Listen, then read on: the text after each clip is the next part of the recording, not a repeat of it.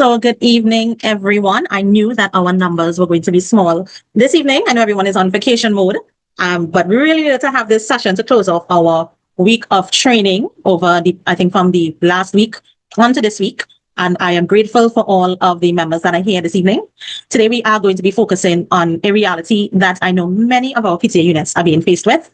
And sometimes when we go to the elections, we come back, maybe a week later, a month later, the numbers of persons that would have started on the day of the election, those numbers have diminished. And several of our PTA officers, our units, our presidents are plagued with trying to operate their units with only a small number of persons, right? So y'all can agree with me or not. You can just give me a thumbs up in the chat. How many of you are working with a smaller amount of persons than you initially started with on your PTA? And I could even put my thumbs up because it's same for us, even at the regional level.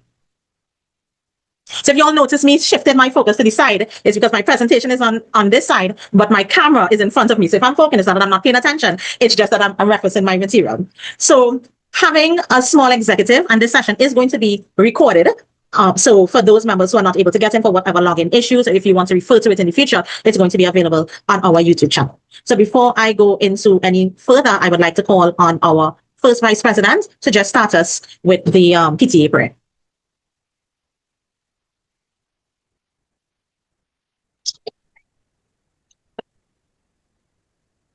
Madam President, my apologies. I am driving at the moment. I won't be able to facilitate that. Anyone else can start us in a prayer then. It doesn't have to be the PTA prayer.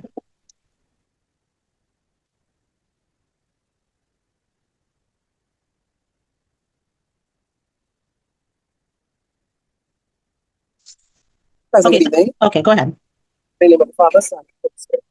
Heavenly and most gracious Father, we give you praise and thanks for this evening, for this entire day. We thank you for all that you have bestowed upon us. We thank you for our executive, our regional executive team. We thank you for our president who is about to bless us with her presentation. Dear Lord, give her the strength, courage to continue and to perceive and to give us all her knowledge that she's going to bestow upon us this evening. In Jesus' almighty name, amen. In the name of the Father, Son, and Holy Spirit. Thank you very much, Ms. Ash. And I have several people that are reaching out and saying that they're unable to get in. They're getting a message saying that they cannot register for this meeting because the meeting has ended, including our second vice. So I don't know if you can reach out to the secretariat to see if they can adjust it, but I'm going to go ahead with our presentation. So members, we know that many of you are struggling with small teams. The key for you is really to adjust your expectations and to concentrate in what your most important responsibilities are that will protect your volunteers from burnout, because we know that you can burn out. Times like this during the vacation period, we see the diminishing numbers, hence why we have less than 20 people on tonight. We see it coming towards the end of the year because they're usually just a small group of persons that are carrying the brunt of the work. So our presentation this evening, strong, small PTA, but can still have a strong impact. So this session is going to give you some practical ways on how we can remain accountable, because that's important, complete the basic work that we are required to do, and gradually attract more support from your parent community, from your stakeholders, your principals, and other persons who are committed to PTA or child development. We want to begin by changing the way that we think about a small PTA. So many times we focus on what we can do. We want to be able to focus on how a small PTA can still make that significant impact. Being a small team does not mean that you're weak. A small PTA or group of members, a small amount of executive members from a small team should not try to imitate the workload of a larger PTA. So you may see St. Ursula's doing a fundraiser, and then the next week they are doing a child development program, and then they have a road trip, and then the next day they are doing some workshops. A team that has a smaller group of members that are participating, they should be working on what their goals are. Do not try to imitate a larger team, and do not consider yourself weak. What you should do is choose what are the right projects based on your strengths, based on the available resources that you have within your team, and based on the needs of your school community. One of the first things that we have to do when we realize that we're in a situation with smaller teams is to be able to protect the poor. What I mean by that, before you take on any additional activities, we want you to be able to prioritize good governance. And we place a lot of emphasis on the region on ensuring that our units are practicing good governance. Make sure that you have proper records. Make sure that you are practicing financial accountability. Make sure that you're clearly communicating to your executive officers, to your parents, and to your wider stakeholders. When you have responsibilities like this, it will create a stronger foundation of which everything else can be built on. So work on your core. Make sure that you are doing what you have to do. Make sure that you have your records in order, and then build a foundation when you can go on to the next step, which is focusing on your priorities. Try to complete one or two meaningful initiatives successfully. It is far more beneficial for you to be able to it is beneficial for you not to spread your team too thin across several unfinished projects. Anybody can think of why? If you decide, if you're a small team and there's only about 4, 5, 6 of you, and you want to do a fundraiser this week and you want to do a cleanup campaign next week, what's going to happen to the team? Are you going to be realistically finishing any of those projects?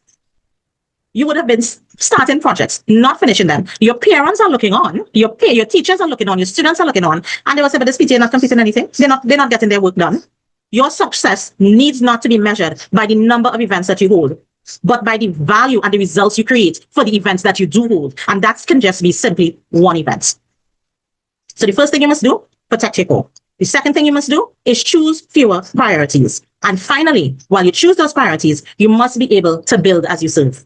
Every initiative that you have in your school, it does not matter how small it is, it should give you an opportunity to develop relationships, to identify parents that have skills, and even invite them to become future helpers in any projects that you have in the future. What that will do, by identifying parents, making smaller asks, is to reduce the workload on your executive team while gradually building and strengthening your PTA for the future. Any questions on that slide before I move on? So just to recap, we're protecting our core, we're choosing few priorities, and we want to build as we serve. We want to start with what are the essential functions right now. Let's say you have a team of 4, and I'm using this specific number of 4 because our constitution guides us that a quorum within our executive is 4. So at least, let's say if you have a team with 4 persons, you can still function. You can still be impactful. If at any point in time you find that you are within your team and you only have 3 persons, then you need to reach out to us on a region. There are certain things that you can do within your executive. You can move up a coordinator. You can put persons to act in any of these 4 positions that you're seeing on the slide right now. But if you're in a position where you do not have these 4 members, then you will not be able to plan anything in your PTA because you will not have a proper quorum, and any decision that you made will not be a legally sound PTA. So here we want to focus on what are the 4 main functions or positions that you should try to have. If you don't have them, again, as I said, reach out to us. We will come in. We will assist you with by-elections. We will guide you on how you can move your team around. Of course, we will begin with the president. The president is the one who provides direction for the team. I am pretty certain that the majority of members that we have sitting in this group call tonight are all presidents or vice presidents. Right? So the president is the one who gives the direction, they chairs the meeting, they represent the units. The president also ensures that you keep the team focused. Sometimes persons can get despondent. They ensure that the objectives are met and that all decisions are followed through. So we need to make sure that there's somebody leading the team. If your president is not there, then your vice president will take the role. If you don't have a vice president, your secretary can step up, but the region must be involved in what is happening. The next thing we want to do is ensure that you have a secretary. A secretary is a critical role to the continuity of the PTA. They ensure that all the records that their records records all the decisions that are made, that they handle all correspondence, that they maintain the official records of the PTA, proper documentation is kept, and of course that no information is lost when officers are changed, and that there's a proper handover moving forward when it's time to transition. So we've covered the president, we've covered the secretary, and now we have to cover the treasurer. That's a given position. There must be someone on the team that is responsible for accurate financial management. The treasurer maintains proper accounts. If you don't have a treasurer, you need to appoint one to act. And in most cases where the unit has a bank account, which you should be striving towards a bank account, we know the challenges, yes, but you still should be striving towards a bank account. If you do not have a treasurer, you would need to do a by-election. That position is considered a financial position, and they are the ones that are going to be responsible for financial management. So the treasurer maintains your proper accounts, they keep supporting your documents, they make sure that they have their receipts, they present financial reports, and they ensure that all expenditure is properly approved. So another core position is your treasurer. Even if other officers provide assistance to the treasurer in preparing financial documents and budgets and reports, the treasurer is still responsible for presenting those reports and reviewing all the information that was prepared. And finally, of course, the trustee. The trustee provides oversight. According to our constitution, no monies can be paid out without a signatory of a trustee. So whether it be the president on a trustee or a secretary on a trustee, even if you are working within a smaller team, you should have a trustee that is there who can sign off on any financial disbursements. Of course, they help maintain accountability within the PTA and ensure that every review all financial procedures and practices. So these 4 positions, the president, the secretary, the treasurer, and the trustee, will assist you in providing the basic governance structure that a small PTA, when I say a small PTA, I mean a PTA with fewer members, in order for you to be able to function. It is important, however, that each officer understands their responsibility. And while the team is working together to support the overall mission, if any of these positions become vacant, as I said before, contact the region. We will guide you by the constitution. Make sure that you are following any guidelines that is provided so that we can give you that support. When you have a clear structure, proper organization, your officers will begin to understand their responsibilities. And yes, Once they understand their responsibilities, we've got that covered. Now it is the time for you to begin making an impact. And while these roles may remain clearly defined, a small executive should still be able to assist one another with their roles across the board. So yes, the treasurer might be the one for doing the finance reports, but the secretary can assist by putting the information together. I'm seeing many messages coming in of persons not being able to get in, but worry not, the session is being recorded. Next thing that we need to do. We have a small team. We understand that we need to have our core functions. We understand our core positions. Now we need those persons who hold those positions to understand what their responsibility is for their assigned role. At the same time, no officer should be expected to work completely alone. As I said before, members can assist with one another's roles. You can assist with phone calls, registration, logistics, publicity, data entry, follow-up. I'll give you an example. An officer may help the treasurer prepare the financial information onto a spreadsheet. So they may put in all the receipts or the expenses, but it is the treasurer in the end who must still verify the information and present the financial reports. Someone who helps the secretary prepares correspondence, that's fine. They can draft the letter, but the secretary is still responsible for making sure that it is reported properly, that it is filed properly, the proper signatures attached to it, and the proper communication channels are used when it's going forth. The principle that I am trying to share here, members, is that shared effort is not just named responsibility. Support should happen across all roles. We must be able to strengthen the accountability within the team, but we're not removing it. So what I mean by that is, yes, yes, I can help the treasurer do her reports. Yes, I can help the secretary, but it is not my role to take that responsibility away from her. Everyone must take accountability for their own position. You must be able to own your role. Once you understand what your responsibilities are, once they are clear, your next step is to create a plan and not just any plan, a plan that reflects your real capacity. You have to be able to plan according to the people that you have, the time and resources that you actually have, and not the team that you wish you had. So as I said before, I use another PTA as an example, who are doing several projects all at once, but they may have their full 15 or 13 people on board. They may have up to 7 coordinators, but you don't have that. So whatever plan that you put in place, it must be based on your realities. So the first thing you want to do is begin by listening. Speak with your parents. Speak with your teachers. Well, you are a parent yourself, so you will know the needs in your school. Speak to the principal. Identify what are the most important needs of your school, and then select only 1 or 2 priorities for your team. You are not going to be able to do all. And if you start doing all, you're going to burn out your team. You're not going to have anything completed, and then people are going to say the PTA not doing everything. So the first thing you do is listen. The second thing you do is select what is most important for you to do. The third thing for you to do is to define your priorities. Identify what are your markers, what are your real goals, what it is that you have to complete. Is it that we have identified that my school is Rosary Boys RC School? Rosary Boys, the statistics have come in, and we have had less than 50% of our children more than 50% of our children scoring less than 50%. That tells us that we need to focus on educational programs within our school, rather than painting the wall outside. Yes, we want these children to be comfortable in their school environments, but this is a crisis now because our children are in school and they are not getting the learning that they need. So we have now defined that this is a project that we need to look at. Yes, we want to do fundraising, but we don't need to do fundraising to support an educational initiative. There are schools that are doing fundraising, that are doing educational programs. They're doing spelling bees, they're doing online reading programs, they're doing math and mental competitions, and it does not take major fundraising. It takes simply what we are doing right now, sitting down on a computer, or a Saturday evening, or a Friday evening, or a Thursday evening within your school. You need to be able to identify what is important for you to do within your school. You're not going to be able to do everything. Identify what you need to do. Who is going to lead it? Who will assist you? What are your deadlines? What resources do you require to do it? Do you need money, or do you just need a laptop and internet? Or do you just need to get some books donated? Which standard of excellence it supports? And I want you to remember that terminology, standard of excellence, because you're going to hear us talking about that more and more as we get into the first new term. And I will share a little bit on it in the next slide. And is it something that you can realistically achieve? Do not tell yourself as a PTA, we only have 4 people here and we want to raise $75,000 at the school bazaar and everybody is working full time. That is an unrealistic goal. Identify realistic goals based on your conversations and your research with your parents. Suppose parents identify, okay, right. So as I said before, you identify reading as an important need. Instead of attempting to do a large reading fair or a book drive or even a major literacy competition or a family workshop, and you want to do all of those at the same time, although it might be great, the PTA could select one manageable initiative, like a Saturday family reading hour or a Friday after school, after lunch reading hour, where the PTA can find readers to come into the school. The team, therefore, can divide the work among the 4 members that they have there.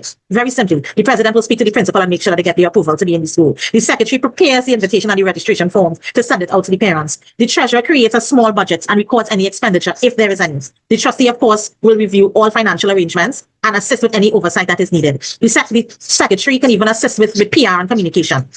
Then you can lean on additional parents. You're not asking them for too much. You're asking for small asks. 3 additional parents. 1 who may assist you by collecting some books, maybe from the library next door, who can borrow some books. 1 who may be able to organize refreshments, or 1 who is able to take photographs. So you're asking for small tasks from your members so that no member gets burned out, so there's continuity for the end of the year. The PTA's goal in an instance like that could be to deliver 1 family reading program by the end of the term that has 20 families participating. That is an impactful program. That shows that the PTA took the initiative with just a few of you to assist 20 families with reading, and they did it with small asks among the team. It is important as well that you record your evidence.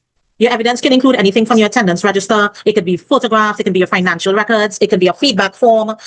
These are things that you're going to need to put into your monthly reports. Remember, we said governance is important. So yes, you're going to be busy planning your events, but you still need to be able to report on it. Not just for us at the region, but for the other members who are coming into the PTA who wants to know, what did they do last year? What was the success? How can we build on it? Or shall we scrap it altogether? It is important that you have your evidence. And it's even more important now because the region is hosting our awards in October. It was supposed to be this month. We're hosting it in October.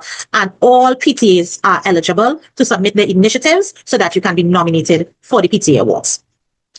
When you have manageable activities that support the standards that you are supposed to have within a PTA, it allows you to be accountable. It allows you to meet all the standards, and you can get everything done on time. So this one manageable activity that I just gave you an example of supports several different standards. You completed your termly educational project, you promoted your PTA, you maintained accountability, and you submitted your reports with a very simple project like what we just identified. A shorter strategic plan does not mean that it's a weaker plan. What it is that it's focused, and it's a plan that your team can realistically complete and that you can measure its performance. Once you have identified a plan that reflects your true capacity, then you can start working on the 8 standards of excellence that every PTA is supposed to be trying to achieve. This will help ensure that while you are focusing on the goals of your PTA, the needs of your parents and your students, that your work is still going to get done. Finally, it is important, members, that you review your progress every month. It allows you to adjust where you may need to. If it's necessary to stop, reassign tasks, to take a realistic pause and digest so that you can make changes to move forward. And I repeat it again. A shorter plan is not less effective. It is more manageable, and it gives you an opportunity to successfully complete your goals. What I want you all to do by the end of this program, at the end of this session, is to be able to come up with your own realistic plan by the start of the new school term. We want you to aim for a plan that is not only strategic, but is achievable. And if you were on our learning session last week on strategic plan, so we are very intentional with our program. So we did the project management with our PRO, we did the strategic planning sessions with our second vice, and then we did the transition. We are preparing you. We're trying to build your capacity and prepare you to be the best PT that you can be. So let's talk about the 8 standards of excellence that you're seeing on the screen here, and you're going to hear about it a lot more. I think we have a flyer that may have been circulated already. There are 8 minimum standards that we have to or should be trying to achieve as a PT. Many of these 8 standards are constitutionally required for us to do. We must hold our meetings monthly, whether it's executive meeting or general meetings. I will add into that. You should be meeting with your principal on a monthly basis. You have to keep that line of communication open, and you should also ensure that you are attending your regional meetings. 2, you want to make sure that you are presenting your financial report, as I said. That's another standard, very simple. Whether or not you had no activity at all for the month, present your financial report. Make sure it's reported in your minutes. It can protect you. I know of a unit right now that is going through some challenges with some monies, whether or not it was received or was not received from the principal, but they have no records of it. And what that does is that it casts some aspersions on the former executive. So you want to make sure that you protect yourself, protect your team. Whether you did no activity or not, report it and put it in your minutes. You want to ensure that you're working towards your bank account. We know the challenges. We are hoping that by the beginning of the new school term, we would have formed a relationship with the Bankers Association via the national, that we can give support to our units who need to be able to open their bank accounts. So we want to ensure that you have the proper signatories in place. It cannot be the PRO issuing money. Can that happen? Can the welfare officer sign off monies? No, we want to make sure that we have the right persons doing the right roles, especially when it comes to financial accountability. Another standard that you should be trying to achieve, as we spoke already, is make sure that you're completing a termy welfare project. You don't have to do one every term, but you can do a welfare project this term, you can do an educational project in next term. Those are two standards you can knock off in one. Many of your projects, whether it be a welfare project or educational project, can be done at the same time. That's two standards that you would have been able to complete. And the next one is to ensure that you're promoting the PTA. Remember, we spoke about building trust. I mentioned it is important that at every interjection, every initiative that we are doing, that we encourage new members to support the PTA. Examples of programs that you can do: a reading awareness program, a career awareness activity, or maybe you want to prepare your children for examination. These are things that can be done very simply with a workshop. A parenting program. These are joint initiatives that you can do. It does not have to be large for it to be valuable. But again, you must promote the PTA in the process. You must communicate with your school. You must communicate with your parents. PTAs should not be operating in silos of their schools and of their principals. They must be a part of it because you're trying to grow the PTA. So you want to publicize what you're doing in the PTA. No matter how small the team is, use your social media responsibly. Make sure that the PTA is visible. Make sure that they are current, because you want to get the next batch of parents saying, oh, the PTA did this. This was a nice initiative. So the next time you have an initiative, you can call on one of those parents to support you. Make sure that you are using the communication to effectively and respectfully promote the PTA. The next thing you want to make sure that you are doing is to participate in the region's events. Ensure that you are attending the regional meetings, our parents in webinars. Well, I want to give a clap, a round of applause for all of you that are attending this session right now, right? Because you're involving yourself in what the region is doing in your national events. Your participation, it helps units learn from one another. And it's not just meetings. Look, on Saturday, the region, several schools from across the district, it was a region initiative. We had our Toko food tour. That gave us an opportunity. The president let down her hair and went all the way to Toko. We stopped along the way, and it was an opportunity for us to reconnect and prepare ourselves for next term. So not every time we say connect with the region, mean it's for a meeting. We have social events as well, because we're trying to build a community. So we want to ensure that you're participating with the region, all of these trainings that we are doing, and I will just put a pin in it as I brought up this message. I know that we are having, this is a message for the secretariats or any of the head coordinators, the first vice. I know that there are some challenges with the registration, but can we make sure that the persons who are registered, who are in this meeting are registered, because you would need to get your participation certificates. So if you have not filled out a registration form to be here, please put your attendance in the chat so that we can record it. I'm not sure what's happening with the registration right now, and I don't want to have to stop the meeting.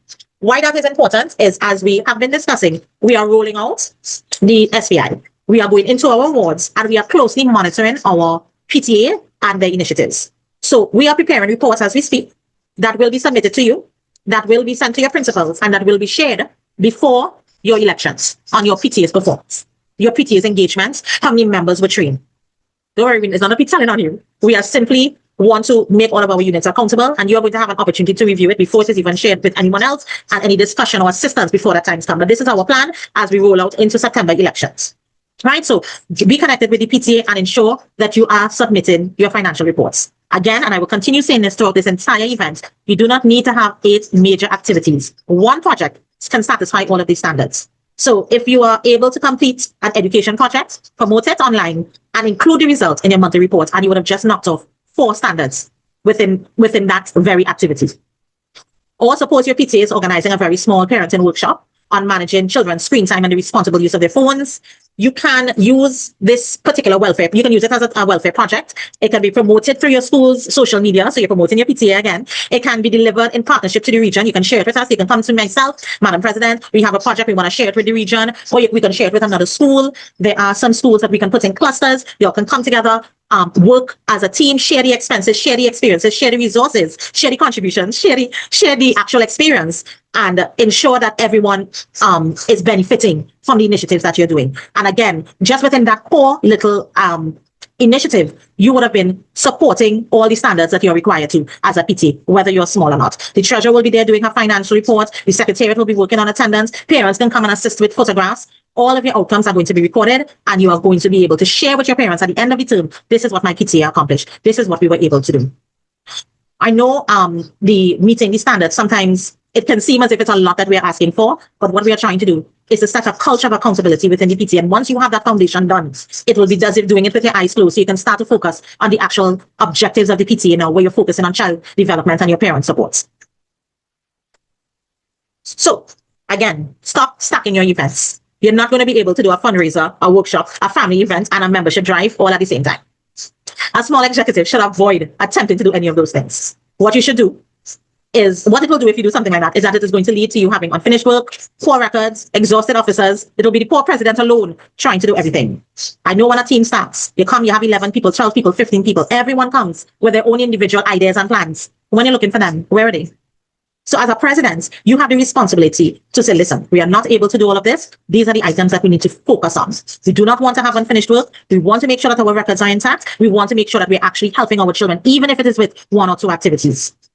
What you should be trying to do is sequence how you operate, recruit and organize, deliver one priority, report the results. So yes, we wanted to have 20 families in our reading program. Report the results. And then when that is done, you do the whole thing over again. Begin with the next priority.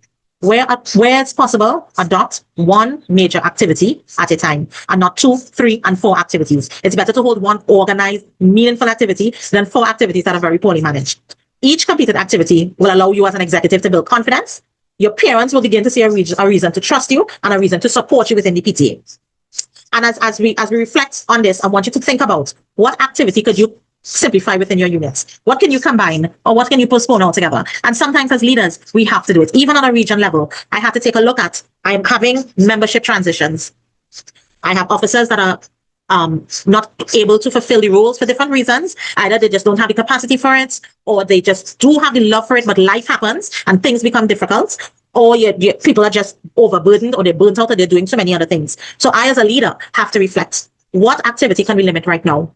What will we do next? We have just finished our Toco Ruto. What are we doing next? I want you to begin to think about, what can I cut out? And what is that one thing that you can achieve before your elections in September?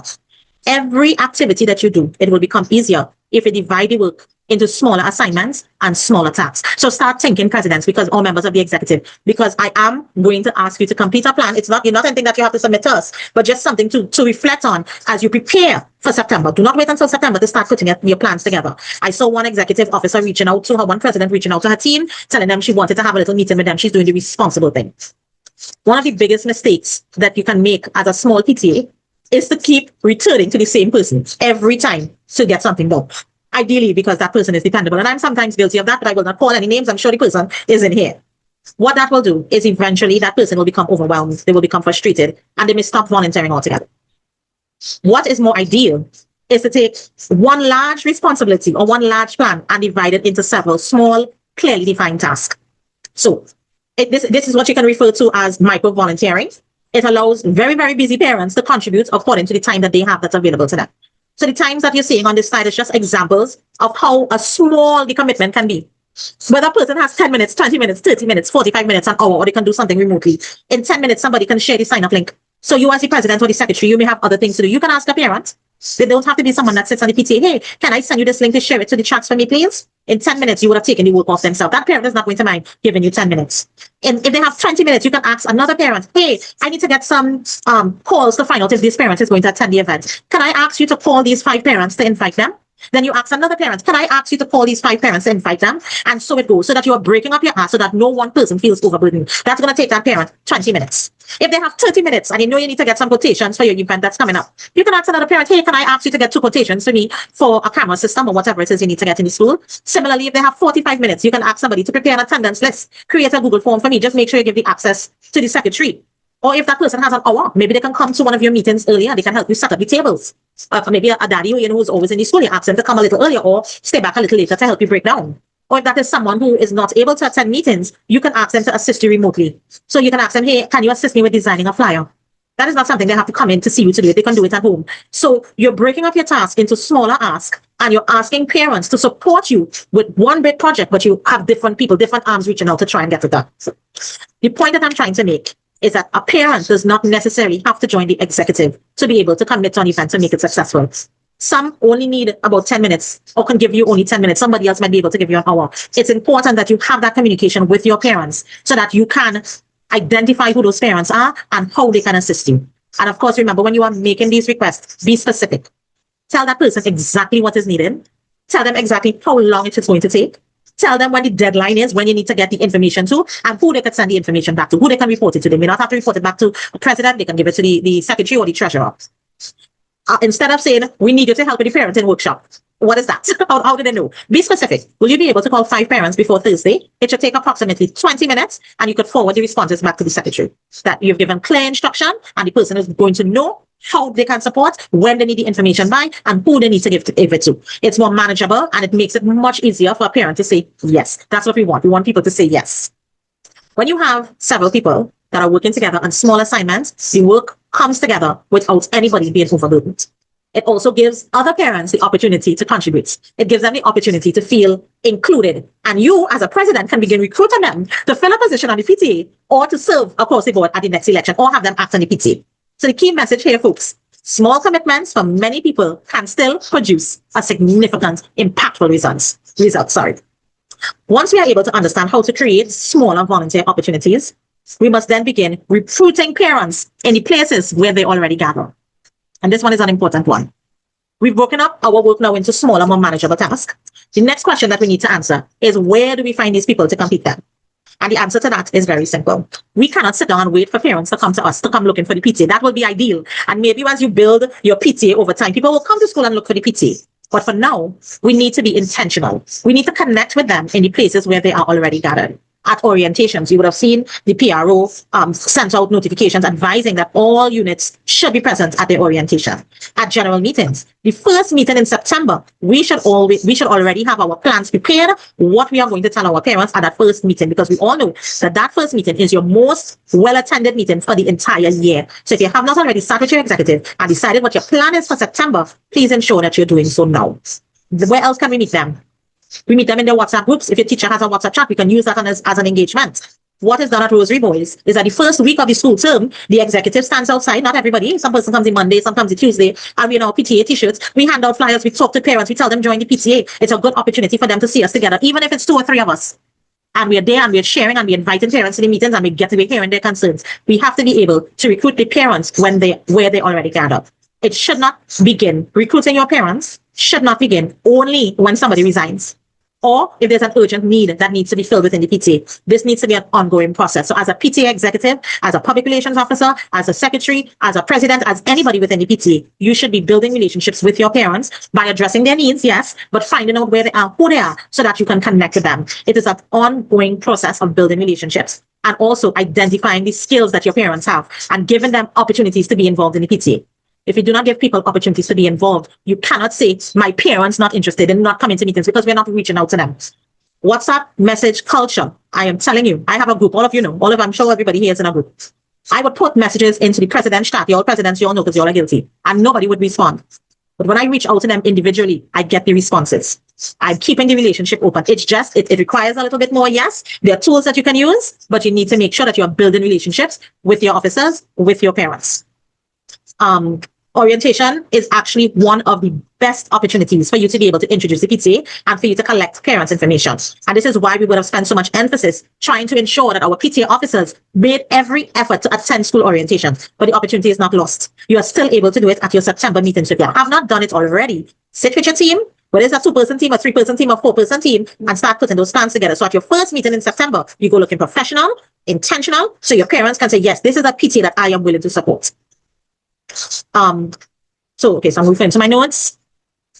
Right. So as I said before, make sure at your first meeting in September that you already have your plan and circulate a link. You can create a link to request parents to volunteer. We have a template that's available. If you reach out to me or reach out to one of the members on the PTA, to your unit rep, we can provide you with a template that you can use to collect parents' information. They also have QR codes that you can use now and put on your communication, put on your book list so that parents can scan the information and submit all the information that you're asking for. So the technology is available to us. We just have to be able to use it. And if for some reason you're unable to, or you don't know how, that's something that we can show you how to do in 10 minutes. Right? So simply don't go into your WhatsApp group and say we need volunteers. You want to ask parents to choose what can they do. So when you're circulating your sign-up links, we want it to be very specific. You want to ask them specifically what they are willing to do. Parents are more likely to support the PTA when they understand the value of the PTA and where they see where they can fit in. Once we are collecting the information, we must also be able to organize the information so that we can use it effectively. And this is where we need to start building a volunteer database. So that's the next slide. After you meet your parents at orientation and your general meetings, or you do the meet and greet on the side of the streets, or whatever school activities that you're doing, you need to have a simple way to organize that information. And it's a PTA. I apologize that I do not have those templates now. I do not want to meet. I mean, it's available. I just don't want to have to go and search for it now, but you can ask for it. You don't want to just collect names on different pieces of paper or have one person interested in this WhatsApp chat and then another person interested in another WhatsApp chat. We need to have it very organized. So a simple volunteer database will help the PTA remember who expressed interest, what are their skills, when they are available, and what kind of assistance they are willing to provide. It does not have to be anything complicated. A Google form is enough that connects to a Google Sheet. That is all you need at this stage to begin with. More importantly, your database should serve as a PTA's skills map. It should not simply just have parents' names, number, and contact information. It must also help the executive understand what each person may be interested or may be able to contribute. So some of the information that you need to make sure that you're collecting: your parent and your guardian's name. That's a given. The class level that their child is in. You also want to collect their basic, their telephone number, their email number. You want their email address, sorry. You want to get what skills they have, what areas are they interested in supporting. So if you have committees, suppose you have a land and building committee or a school improvements committee, building infrastructure committee. You have a social welfare committee. You have a PR committee. You have a family engagement committee. You don't give them the opportunity to say no, they don't want to be a part of. You ask them, which one of these committees will you be able to serve in? Or what specific skills do you have? List out all your skills, whether it's communication, social media, PR, they are caterer. The skills, the interests, and the resources that your parents have is something that you need to be collecting. And the technology that we have makes it easier for a 4-person team or a small team to be able to collect that information. Parents within your school environment can have experience in accounting, counseling, graphic design, photography, catering, construction, event planning, information technology. There may be a skill in events management, fundraising, writing, public speaking. Some of them may even own businesses. Some of them have professional contacts, or they may have access to useful information and other resources. But if we are not engaging our PTA, our parents, if we are not collecting that data, how do we know who to ask and when to ask when we need assistance? Another thing that we need to ask when we are creating those forms is when are they available. So you want to be able to gauge when is the best time the majority of your parents can meet, when they can support, so that you can plan your programs. So you want to ask the available days and time. There may be a parent who's not available to do meetings at all during the week, but they can help you with something on a Saturday. So it's important for your executive to be able to look at that information in an organized manner so that you can know specifically who you're asking, when you're asking them, and what you're asking them for. Of course, we also want to ask them, what is their preferred task size? Now, remember before I showed you a slide, it had 10 minutes, 20 minutes, 45 minutes, and so forth. Now, so I'm sure every parent is going to add the 10 minutes, but that's fine. We still want to be able to find out who can do a 10-minute activity, who can do an hour task, or who can take on a longer term responsibility. And one of the other things that's important to ask for is that you want to get permission to be contacted. So if you're going to be sending them emails, because I know some PTAs have an email database, you want to ask their permission to add them to a WhatsApp chat. Avoid just adding people to WhatsApp chats like that. Make sure that you get their permission first. Was there a question? Oh, I thought someone's mic was unmuted. Right. So once you have all this information gathered, if you're familiar with a Google form, you can edit your Google Sheet to put follow-up information. So if the PTA needs a flyer, instead of sending a general request in a WhatsApp chat, the executive can simply check your skills bank, because that's what we're going to call it, a skills bank, for a parent who may have selected social media or communications or graphic design. Similarly, if you need some sort of financial guidance, you can identify by looking at your skills bank and see who has experience in accounting or bookkeeping or administration. If you need an activity where there's refreshments, you're able to look at your skills bank and see if somebody has done catering. Maybe you can now reach out to that parent to assist you with catering. The skills bank allows you as a PT to make more personal and relevant requests. Remember, the team is small, so you're not going to be able to be asking 4 and 5 people. Look at the data that's in front of you. Parents are more likely to respond when the task matches their skills and the amount of time that they have available. So let's collect the information. As I said, we can assist you with that. Ensure that you assign one officer to manage the database, more than likely a secretariat, but allow the entire executive to be able to contribute information, names. Maybe they were standing on the side of the street and they got a parent name. They can put the information into it. And the database is not something that you're only going to be collecting today. It is something that you're going to be updating throughout the entire year. And not just at the orientation and you forget it. It is a tool that you can use and it can be built on for the next executive and the next executive and so forth. What is also important, and if you're building this sort of database, that you protect the parent's personal information. So the access should be limited to the authorized officers of the executive, and it should only be used for sharing legitimate PTA purposes. Not because the PRO on the team sells perfumes means that you're going to give her the information so she can now send a WhatsApp blast to all the parents to sell a perfume. That's not what you're doing. Right? The full database should never be circulated outside of the PTA executive in general WhatsApp chats or anywhere otherwise. A volunteer database or a skills bank will turn a list of names that is just pieces of names on a paper into an organized network of people, of their talents, of their resources, where you as a PTA can call on when needed. And that will reduce your workload because remember, it's a small team. So it may take a little work to get it off the ground, but once it's off the ground and you continue building and building and building on it, it is going to be a reliable resource for you as a PTA. Every PTA should be working on building their PTA database. Even with an organized volunteer network, a small unit should remember that it does not have to solve all of your challenges on your own. The region is a part of your support team. And when you are in struggles, reaching out to us on the region is responsible leadership. It is not an admission of failure. Contact us if you're realizing that there's a vacancy, a core responsibility. Contact us if you have a governance question, a financial concern, or even something as simple as completing your unit plan at the beginning of the term.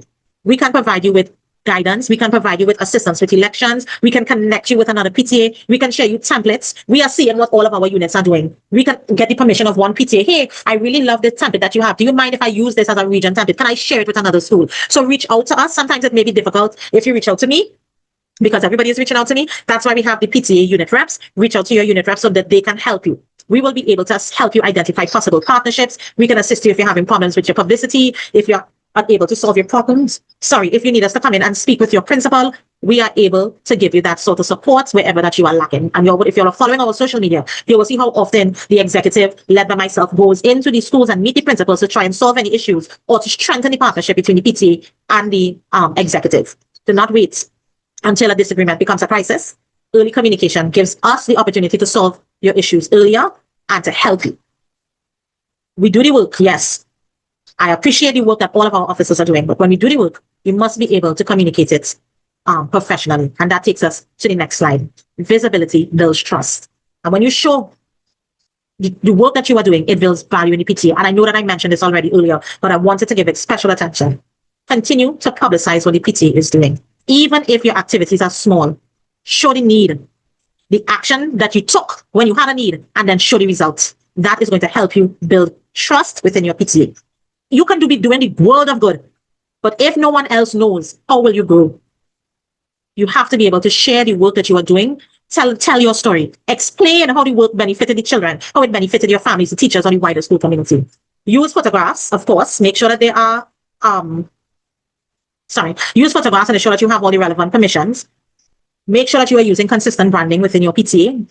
If you need any assistance with that, you can reach out to the PRO. Make sure that anything that you put out is respectful and that your tone is accurate. You have a respectful tone. The publicity that you do should not make the PTA appear to be only a fundraising organization. Many of us complain that parents don't come into meetings. And then when you talk to parents, do you know what they say? All they do in the meetings is ask for money. We do not want to be a PTA that is only ever asking for money. We must be able to show education. We must be able to show our welfare initiatives. We must be able to show our family engagements. We must be able to show how we advocate on behalf of our students and how we advocate on behalf of our parents. We must show when we are involved in training. So when you all come to these training sessions, you all should be posting it on your social media. Happy to attend the training on good governance, or happy to attend this training. And they see, okay, my PTA officers are willing to invest in themselves, and an investment in yourself is an investment in the children. So you need to be able to build that trust among your parents by telling your story. Consistent communication helps your parents understand the value of the PTA. We may not be able to change the narrative all at once, but step by step, PTA to PTA, member to member, we can do it. And when people repeatedly see us being professional, they repeatedly see the useful work that we are doing, they are more likely to participate. What I want us to do now, remember I spoke about that 30-day reset. I'm looking specifically for your 4-person team. If you realize that you have less than 4 persons, you do not have a quorum, you are not able to fill those 4 positions I spoke about earlier, reach out to us. Yes, your elections in September. We're doing all elections. Everybody that is due, elections will be done in September. But you still need a plan, because we're talking about transitioning from your executive to another executive. So up to this point, we have discussed several different strategies. But the information that was shared tonight, it's only going to be useful if we turn it into action. So what I have on the screen here is a 30-day reset, which will give a PTA a small practical way to reorganize, to regain focus, and to achieve I'm asking for one, visible results within a manageable period. We know that your elections are coming up. You want to stand in front of your members when you read your reports and say, this is what we achieved. So during week 1, presidents, I'm asking you, sit with your team, start by identifying the foundation. Confirm which positions you have. Look at your team. Who's really here? Who's coming back on board? Am I coming back on board? Confirm what positions you know are solid. Those who have supported you over the year, those who were not able to for whatever reasons. Take a real look. Identify any possible vacancies that you may have in your executive and ensure that those officers that you have understand their responsibilities. Ensure that if they are going up for a position again and they want to be re-elected, nominated, and re-elected, that they understood their responsibilities or the responsibilities for the positions that they are going to take. If persons want to level up, and we should be encouraging that in PTA or in any organization, persons must have the opportunity to grow. Reach out to us. We will do a sensitization session. We actually have some flyers that we have created, which kind of identifies the responsibilities of the PTA that can be circulated even now for you to share with your parents so that they can understand the responsibility of getting into PTA. So during week 1, start by getting your foundation in order, confirm which positions are filled, confirm who you need, where you need, identify any vacancies, ensure that your officers understand their roles and responsibilities, review your minutes, review your correspondence, review your financial records, anything that you have outstanding, anything that you're uncertain about, whether you're uncertain about your elections, your positions, any governance areas. Maybe there's something that I spoke about when I spoke about the 8 standards of excellence. If you didn't understand it, now is that time within the first week. And the notice is 1 month before school opens. So be primed to work on this plan now. And it's a very simple plan. Anything that you need this first week is really about you understanding what is your true position before you think about going up for elections again or before you go into the first school term. By week 2, identify your realistic priorities. What can we really achieve before elections? Or what can we really achieve within the month of September? You're not going to be able to address every need at once, so don't try. Select an action that your team can do, whether it's, I'm saying, a minimum of a 4-person team, something that you can reasonably complete, connect it to the relevant standards of excellence, which I would have shared earlier, and we will share the flyer tomorrow as well, and clearly define what is the expected result that you want to see. Who will lead it? Who will assist? What resources you need? And what is your target for completion dates? That's all you need to do in week 2. In week 3, expand your circle of support. You are at the beginning, coming into September. It's perfect time because parents are all excited. The children in the new shoes, the new book bags, they're going out to school. They have a lot of new parents. Now is the opportunity for you to capitalize on that. Meet your parents where they are on the ground in front of school. Expand your circle of support. Launch your skills bank link form or relaunch it if you had one before. You should be even circulating it now. Try to make at least 10 personal requests rather than relying on a general WhatsApp message. As I said before, you put it in the WhatsApp message, it goes nowhere. The WhatsApp groups. They try to reach out to persons that you would have already developed a relationship with and see how they can assist you. Ask one parent to make phone calls, another to help you with a flyer, ask someone to assist with registration or with setting up. The aim, members, is to divide your work into small, manageable contributions. By the 4th week, you should be able to complete your action. It does not have to be a large event. It must be useful, of course. It must be organized and it must be attainable. It must be achievable. Record your attendances, take your pictures, make sure you're recording your expenses, make sure you're getting all of the feedback from your parents.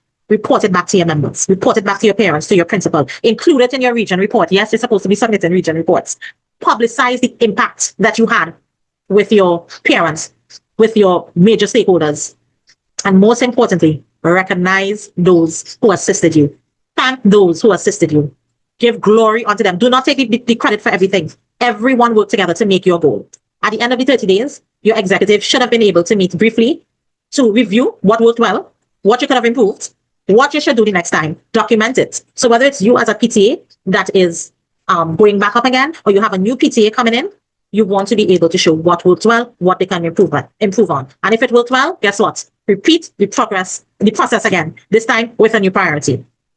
The pattern is a very simple pattern. One priority, many small contributions, one visible result, and an honest review of what it is you do.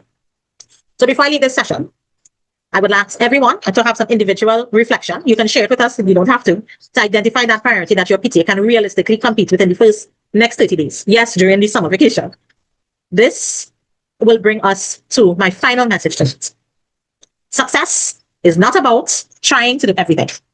It is about making sure that you complete the right work, making sure that you complete it responsibly, and making sure that you complete it together.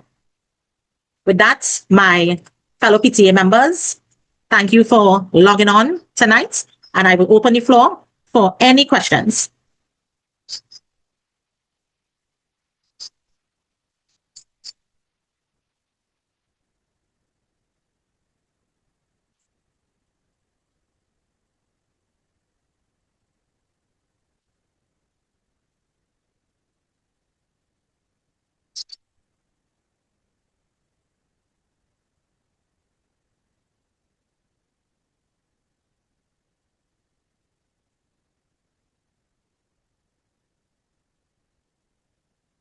Okay, so if we have no questions, I will send this slide out over the next few days. Everyone can take a look at it.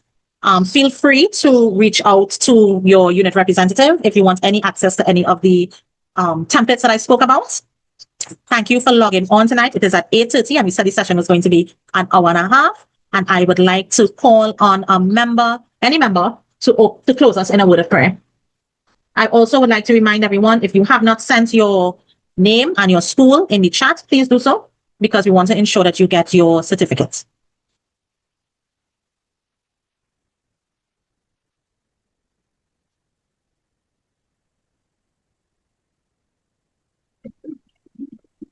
All right, so I will ask someone to close us in a prayer. Yes, Mrs. Thomas, I don't mind closing off in a prayer. I appreciate that. Mr. Smith, how are you? We know you're one of those working with a small team, so I hope you picked up something tonight. Yes, I have. And thank you again for the presentation. And with regard to the prayer, I'd just like to say, Almighty God, we thank you for the presentation that have came to us. Let us use all the tools that have been given to us. In Jesus' name, amen.